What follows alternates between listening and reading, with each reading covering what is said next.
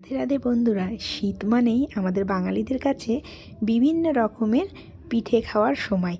তাই নিজের পছন্দের পিঠে যখন নিজের শহরে তৈরি হতে দেখি, তখন আনন্দটা যেন আরও দ্বিগুণ বেড়ে যায়। তো এই ভাপা পিঠেটা আমি অনেক বছর আগে জলপাইগুড়িতে ট্রাই করেছিলাম। তারপরেই হঠাৎ দেখি আমাদের লালবাগ শহরে, তাই আর দেরি না করে দাঁড়িয়ে পড়লাম। দাঁড়িয়ে দিদির কাছে আমি 3টে ভাপা পিঠে অর্ডার করে দিয়েছিলাম। তো দিদি তৈরি করছিল, সেটাই তোমাদের সাথে শেয়ার করছি।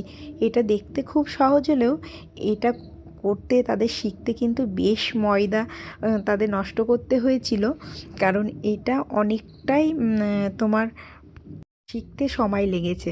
আমরা যতটা সহজ ভাবছি ঠিক ততটা সহজ নয়।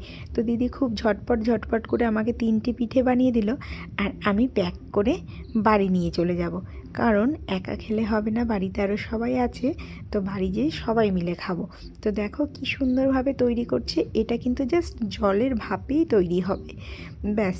আমাদের কাছে সিম্পল দেখে মনে হলেও যারা তৈরি করছে তারা জানে এটাকে শিখতে তাদের অনেকটা টাইম লেগেছে।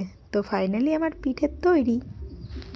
বাড়িতে নিয়ে আসার পরে আমি কিন্তু লেট করিনি, প্লেটের মধ্যে রেখেই মাকে ডেকে এনে আমরা সবাই মিলে বসে খেয়ে নিলাম। খেতে কিন্তু খুবই টেস্টি হয়েছিল।